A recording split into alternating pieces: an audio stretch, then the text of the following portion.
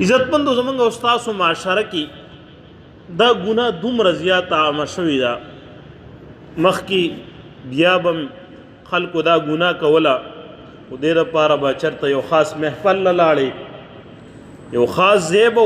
بس ګناه به یې کوله، هغه خاص دغه ته به لاړې. نن سبا د هر سړي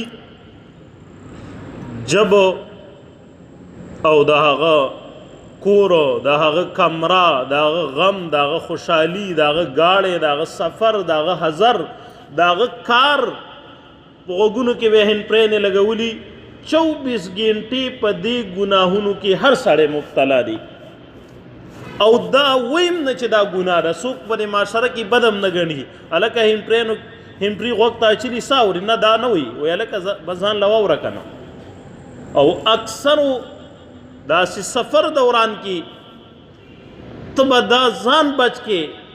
چې زه د دې ګناه نه ځان بچ کم، هغه ته نشي بچ کولی. په ګاړي کې به هلکه د سفر نه مخکې به د ګانو بجانو انتظامي، واده کې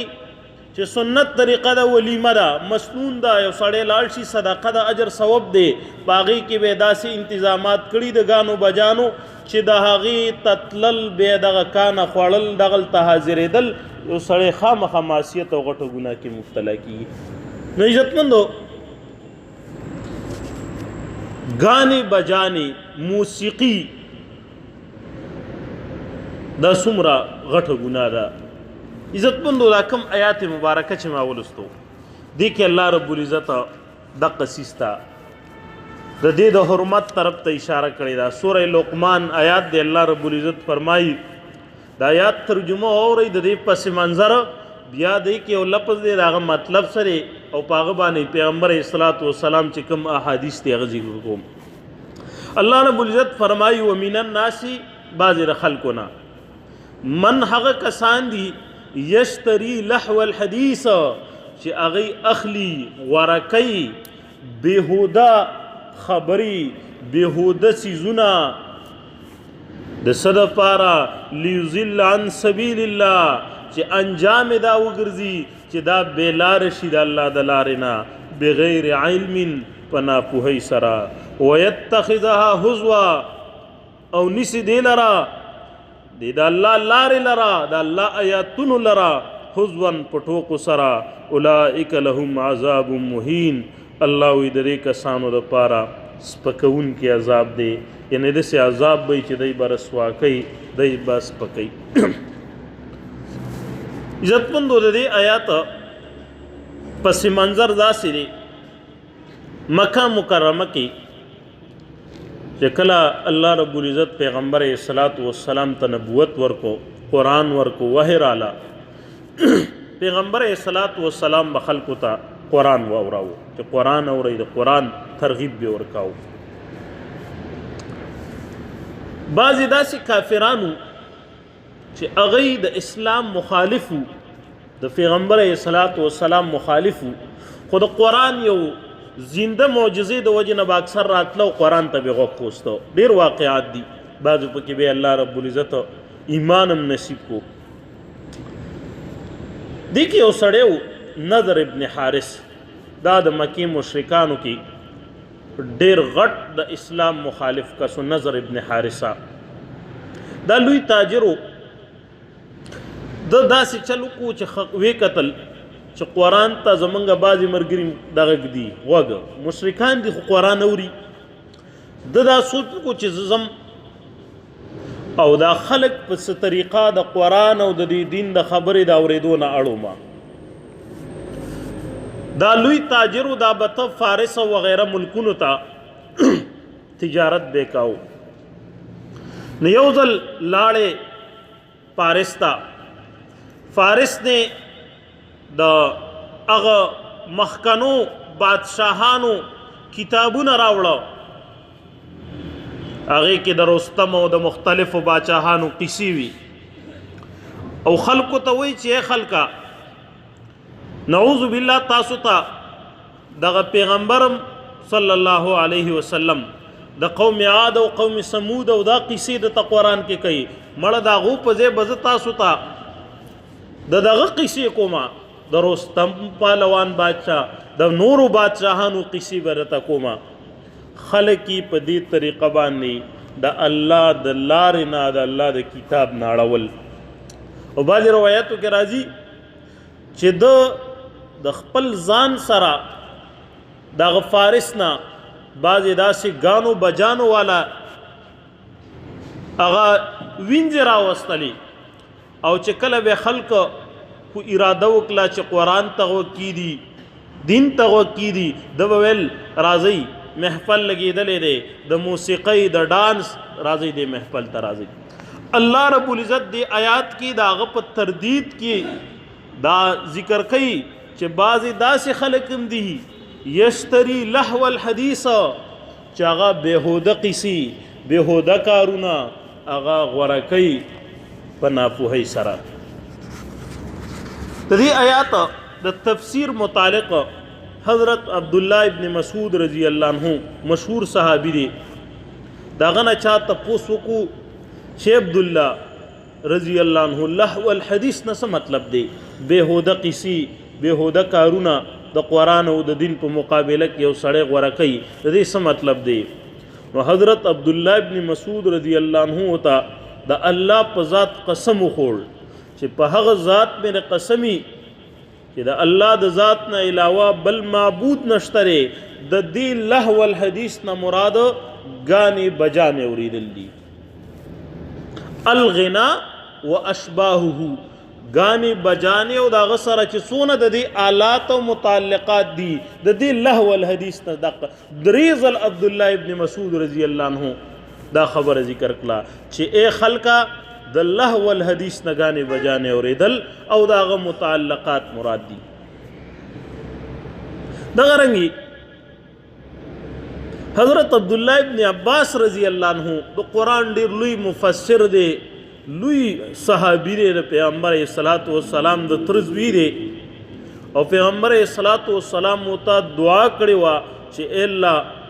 ابن عباس عبداللہ ابن عباس ته اللهم علمه التاویل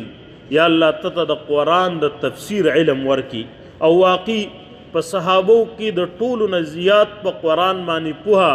په خپل وخت کې د کم عمرۍ باوجود هم هغه حضرت عبداللہ ابن عباس رضی الله عنه حضرت عبداللہ ابن عباس رضی الله عنه نه چا تپوس وکړو چې عبداللہ ابن عباس د دې لهو الحدیث نه څه مراد دی چې الله رب العزت د قرآن کې ذکر کړی دی نو هغه ویل چې د دې نه مراد ګانې بجانې او د دې متعلقات. عزتمندو قرآن مجید کې تقریبا علماو صراحتاً څلور آیاتونه داسې ذکر کړي دي چې څلورو آیاتونو نه دا معلومیږي چې ګانا بجانا اورېدل دا ویل د مجلس کې ناستا دا گناه ده دا منع ده قرآن منع کړی ده. پیغمبر علیہ الصلوۃ والسلام په 136 احادیث مبارکو کې چې دا مفتی اعظم پاکستان مفتی محمد شفیع رحمت الله علیہ په عربی کې یو کتاب لیکلی دی د ګانو بجانو په حرمت کې او د هغه ترجمه په اردو کې شوې ده اسلام اور موسیقی عام ملاویږي. په هغه کې مفتی شفیع رحمت الله علیہ 146 احادیث د پیغمبر صلوات و سلام په دې ذکر کړي چې پیغمبر صلوات و سلام وایي چې ګانا بجانا اوریدل دا ګناه کبیره ده دا حرام دي دا منع دي او هغه وایي چې دا کم از کم ما سرسری نظر کې ماته دا 146 احادیث د پیغمبر صلوات و سلام دا په احادیثو کې میلاو شو وایي کېدای شي نور مې خو بس ما خو ډېره تتبع ونه کړه. عزتمندو دا داسې یو خبره نه ده چې بس دا داسې یو مباح چیز دی یا په دې کې دونه ډېر سخت وعیدات راغلي دي احادیثو مبارکو کې او قرآن مجید کې په داسې خلکو باندې چې هغوی ګانې بجانې اوري ګانو بجانو ته غوږ دي یا یې وایي. عزتمندو حضرت علی رضی اللہ عنہ نه روایت دی حضرت علی رضی اللہ عنہ وی کہ نبی کریم صلی اللہ علیہ وسلم ارشاد مبارک فرمائلے چې پیغمبر صلوات و سلام وی چې یقینا ز الله رب العزت دنیا ته د دې دپاره رالیږلی ما چې زه د ګانو بجانو آلات هغه مات کم او ختم کما. نیل الاوتار کې دا حدیث د پیغمبر صلوات و سلام شته. یعنی پیغمبر صلوات و سلام وی گویا زما په راتلو په مقصدونو کې یو اهم مقصد دا دی چې سونه د ګانو بجانو آلات دي چې زه دا مات کم زه د دې لپاره الله رب العزت گویا رالیږلی ما.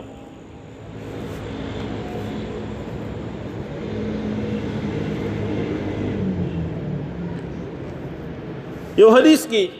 پیغمبر صلوات و سلام فرمائی، حضرت انس رضی اللہ عنہ روایت دی، پیغمبر صلوات و سلام خاص خادم دی. اغوی کہ پیغمبر صلوات و سلام ارشاد مبارک فرمائے لے دی وی چې کم یو کس د گانی وهن کی وینزی زنانا اغه مجلس کی کینی او هغه مجلس کی پیغمبر صلوات و سلام وی د هغه زنانا اغه گانی بجانی دا واوري د قیامت په ورځ به د ده په غوږونو کې الله رب العزت ولې شوي سیکا تانبا دا به دا غوږونه ډک کړی شي بطور د عذاب. ابن عساکر دا حدیث د پیغمبر صلوات و سلام نقل کړي او محدثین وایي چې دا خاص دې پورې نه ده چې لکه دا حدیث صرف دا هغه کس متعلق نه دی چې مطلب هغه مجلس ته ځي چې کومې کې دا ګانو بجانو والا هغه جنکۍ ګانې وایي هغه نه. محدثین وایي چې دې حدیث کې هر هغه کس شامل دی چې هغه په څه طریقه باندې هم د ګانې اواز واوري، کو هغه موبایل کې واوري، کو هغه په گاڑی کی، کو هغه په ټي وي کی، کو هغه په هر طریقې، کو هغه د سړي آواز او کو د ښځې آوازي، خو چې دا د ګانې اواز واوري محدثین تقریبا ټول وایي په دې باندې د قیامت په ورځ به الله رب العزت دته چې سزا ورکوي نو دا غټه سزا وي چې دا غوږونه به د ولي شوي تانبې نه ډک کړی شي. عزتمند نو ډېره لویه خبره ده. په غوږ کې معمولي دړي ټوله ورځ چغې وایي او بیا تانبا او بیا ګرمه او ولي شوي دا په دې غوږ کې اچول دا د دې وجې نه چې ګانې بجانې په دې سره اورېدلي دي. دغه رنګې پیغمبر صلوات و سلام ډیر زیات قباحت ذکر کړی دی د هغه خلکو دپاره چې هغوی ګانې بجانې اوري. یو حدیث کی پیغمبر صلوات و سلام فرمائی د حضرت انس او حضرت عائشہ صدیقہ رضی اللہ تعالی عنہ د دې دواړو نه دا حدیث د پیغمبر صلوات و سلام نقل دی. هغه وی چې پیغمبر صلوات و سلام ارشاد مبارک فرمایلی دی چې دوه قسمه داسې اوازونه دي چې په هغې باندې په دنیا او آخرت دواړو کې لعنت دی. پیغمبر صلوات و سلام وی دوه اوازونه داسې دي چې په هغه باندې په دنیا او آخرت دواړو کې پیغمبر صلوات و سلام وی لعنت دی، لعنت یعنی د الله د رحمت نه لري دي. بیا پیغمبر صلوات و سلام فرمایل یو هغه چې د خوشحالی په موقع کې ګانې بجانې اوري او دویم هغه چې د مصیبت په وخت کې هغه بې دغه اوازونه کوي، نوحه غیر شرعي اوازونه کوي، ګریوانونه شلی چغې وایي هغه او دالې وایي. په داسې دوو اوازونو پیغمبر صلوات و سلام هغه لعنت فرمایلی دی. دا حدیث هم پیغمبر صلوات و سلام دا رواه البزار امام بزار رحمت الله علیه په خپل کتاب کې دا حدیث د پیغمبر صلوات و سلام نقل. عزتمندو ګوره شیطان دا په هره طریقه باندې کوشش کوي چې تا ګمراه کی تا رسمې لارې نه واړئ. د انسان په زندگی کې عموما دوه حالات وي، یا به د خوشحالۍ یا به د غمی. نو ګوره د شریعت اسلوب داری چې مسلمان ته الله رب العزت په دواړو موقعو کې هغه ترغیب ورکړی چې ته خوشحاله یې، د الله شکر وباسه، دا مستقل عبادت دی او اجر او ثواب دی. او چې کله تا باندې مصیبت او تکلیف راشي نو په دغه وخت کې ته صبر وکړه، د الله په فیصله راضي شه، نو دا مستقل د صابرین او د صبر والا څونه اجر دي. دې وجه نه یو حدیث کې پیغمبر علیه الصلاۃ والسلام فرمایي، باقاعده حدیث د پیغمبر علیه الصلاۃ والسلام دی چې د مسلمان یو حالات هم الله تعالی د خیر نه خالی کوي، ودته نعمت ورسی دا پاغه شکر وباسي نو ام اجر او ثواب دی، او کته تکلیف ورسی دا صبر وکي دا اجر او ثواب دی. د دې په مقابله کې شیطان وته وي چې نه دا دواړه نه دغه شي. پیغمبر علیه الصلاۃ والسلام وایي چې د خوشحالۍ په وخت کې د ګانو بجانو په आवाज باندې لعنت دی. وګورئ زمونږ استادو 80-90% څونه د خوشحالۍ پروګرامونه دي دا بغیر موسیقي تصورم نشته دی زمونږ استادو په معاشره کې. هغه شیطان وایي چې راشه دا خوشحالۍ هغه شکر په ځای باندې وته غټه ګناه ورسوه چې د الله شکر وباسي، یو خادي یو خوشحالي دغه په ځای باندې لګانې پروګرامي. دغه رنګې ګوره د مصیبت په دغه کې زمونږ دغه حل دی چې کله لږ تکلیف راشي نو به شیطان وایي چې بس ځانم و چغې مو دا بې دغه اوازونه کوه چې یو زه دې لیدلی یم څونه معاشره کې. دغه رنګې پیغمبر علیه الصلاۃ والسلام یو حدیث مبارک کې د ارشاد مبارک فرمایلی دی چې قیامت ته نږدې به زما امت بعضې داسې کارونه وي چې هغه به حرام وي خو هغو ته به نوم د حلالو کېږي، ای به صراحتا د حرام. یستحلون الحر والحریر والخمور والمحازف یسمونها بغیر اسمها او کما قال. پیغمبر علیہ الصلوۃ والسلام وی چې اخیره زمانہ کې براسي خلق را پیدا شي چې حرام چیزونو ته به د حلال نوم کیږي. یستحلون دی به حلال غني الحر زنا لرا، خو زنا ته به زنا نه وي، دی زنا ته به بل نوم کیږي، پرنټ شپ او یو شی بل شی نوم معاشره کې عام دی. کړ دغه رنګي والحریرا ریخم حرام دی رسړو د پاره داغي استعمال. بیا بدوی وي چې دا پیشن دی وس نوم وته بدل کی ز پیشن پته ورې چلی دي. دغه رنګي پیغمبر صلوات و سلام والخمور شراب، اوس دا شراب صراحتن قرآن او حدیث کې حرام دي. دای به وته دا نه وي چې دا شراب دي، دای به وي دا برکه دا بل سنوم به وته معاشره کې ډیر نمونه دي د شراب وته نه وي. والمحازف او د قرنګ پیغمبر صلوات و سلام وي محازف غانو بجانو تبا، غانو بجانو والا تبا، غانو بجانو والا نه وي، دې تبا آرټیست وي، دې تبا پنکار وي، پنکار شته کنه معاشره کې عام دی بالکل. بلکې زمونږ استاسو د دین نه دومره لرېوالی دی چې ګوره مخکې زمانه کې به چې د کم کس یا کم سړي به پیشه وګانې بجانې هغه ته به میراثي وه، میراثي به عام مشران نه ته پوه هغوی به ورته میراثي ته به په معاشره کې خلکو ډېر په ذلت نظر سره کتل چې دا ډېر بیکاره کس دی، یاره ګانو به میراثي دي. میراثي اوس نن سبا چاته ووایه چې جنګ د سکی کو نه کوي، خو نن سبا واقع د پیغمبر صلوات و سلام یو حرف او یو حدیث چې هغه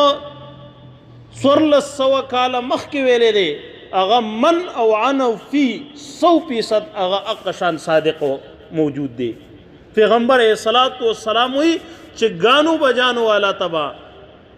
غانو بجانو والا نه ویلې کیږي، یسمونها بغیر اسمها، دې تبنم کی دی بغیر د دې د نوم نه. پنکارانو د پاره وظیفه مقرر بی باقاعده په معاشره کې به پنکار پسې خلق یو د منفرد او مثالی یعنی هر سړی به وایي چې زه داسې جوړېدل غواړم د هغه به دونه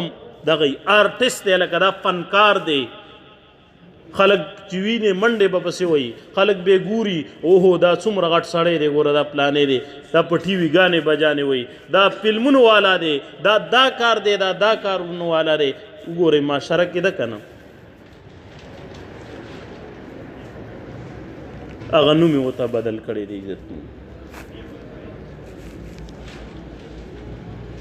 او بعضې نادان خلق نادان د دین نه د لرېوالي دا سبب هغوی وایي مړه موسیقي خو روح کا غذا ہے اورو که نه نعوذ بالله من ذلک دا علما وایي چې ګرې دا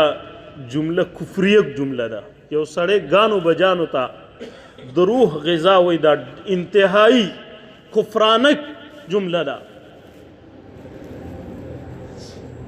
ګانې بجانې څنګه د روح غذا ده د روح غذا خو قرآن دی حدیث دی دین دی روح الله رب العزت د اسمانونو نه رالیږلی دی د هغې خوراک هم الله د بره نه رالیږلی دی جسم الله د ځمکې نه پیدا کړی د هغې خوراک هم د ځمکې نه دی نو ګانا بجانا څنګه ته د روح غذا تصور کې حرام چیز کې اډول د سر غذا شته نه مثلا کو یو سړی وایي چې سپی یا خنزیر دا د بدن د پاره غذا ده ټول خلک به وایي لیونی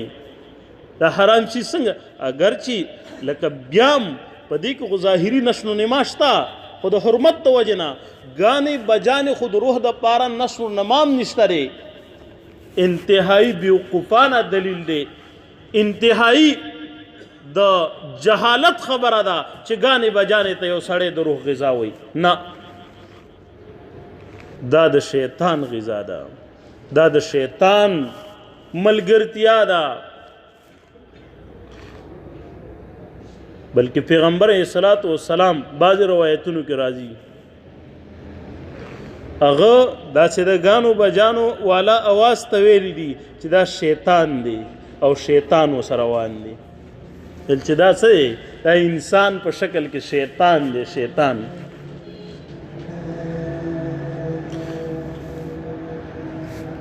نو ګانې بجانې عزتمندو دا انتهایی ګناه کبیره ده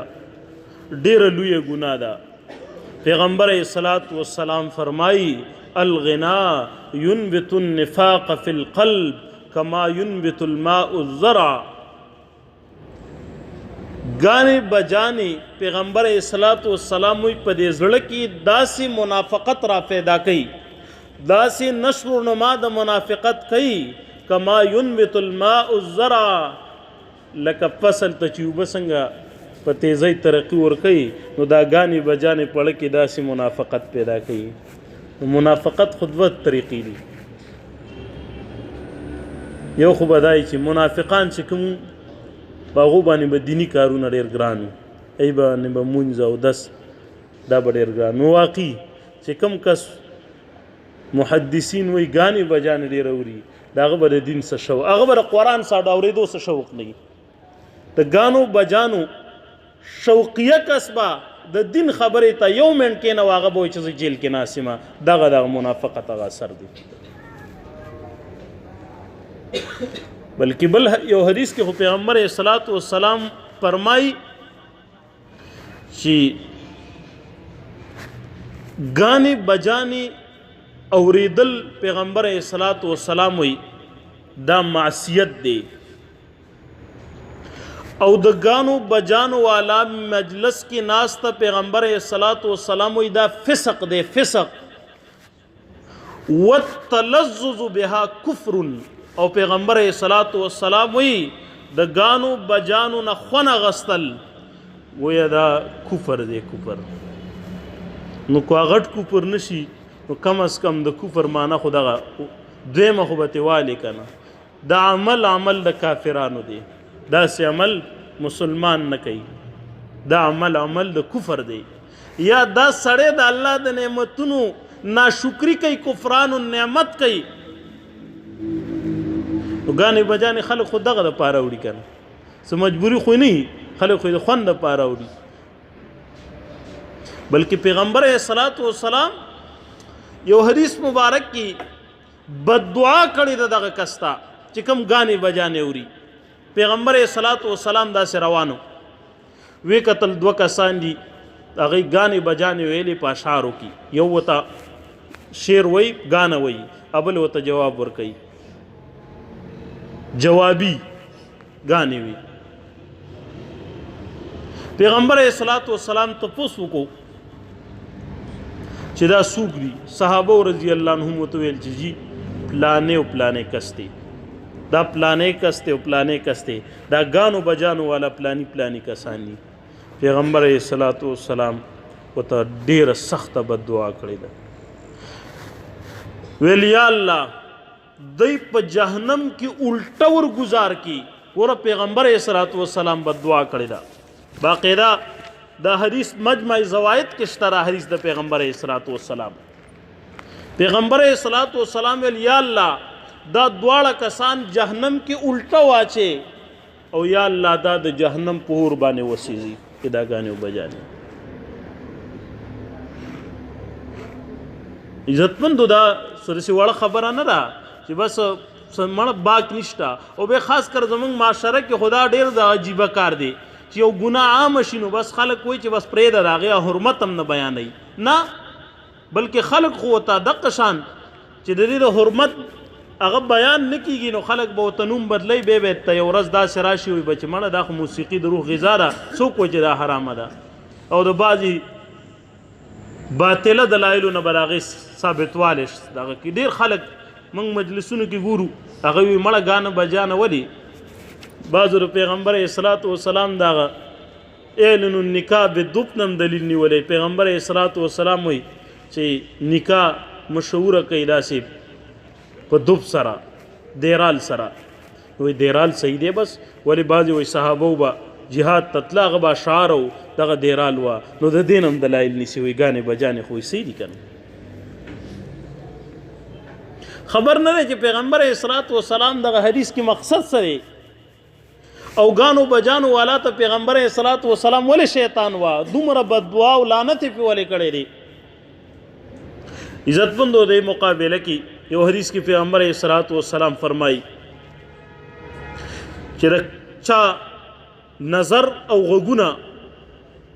د ګانو بجانو والا د لیدلو نه سترګې محفوظي، او د غوږونه د ګانو بجانو د اورېدو نه محفوظي. د قیامت په ورځ به الله رب العزت د ټولو خلکو په وړاندې وایي هغه خلک پرشتو هغه خلک جدا کوي چا چې زما د یېرې د وجې نه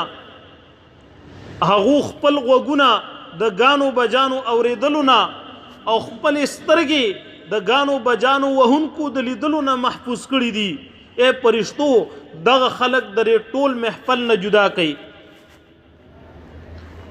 پرشتې به هغه خلک ټول په ټوله جدا کی، او دی به حدیث کې راځي د مشکو او عنبرو داسې په ډیرکو باندې اوچت اوچتو محلاتو باندې هغه کېنئ، او الله رب العزت به ورته وایي چې ای زما بندګانو دنیا کې خپل غوږونه د ګانو بجانو نه محفوظ کړي، خپل نظرونه هم د ګانو بجانو والا ښځو نه یا د هغه سړو د لیدلو نه هغه خپل نظر محفوظ کړي. پرشتو ته به وایي زما یاد او زما ذکر دیو ته په داسې ښایسته انداز سره واوروئ، نو هغه خلک به په تکلیف کوي او دیو ته به فرشتې د الله یاد، د الله ذکر، د الله تسبیحات، د الله بزرګي او بړایي به ورته په داسې ښایسته اواز سره اوري وایي چې د دې نه مخکې وروستې به چا داسې خوب او ښایسته اواز نه لیدلی.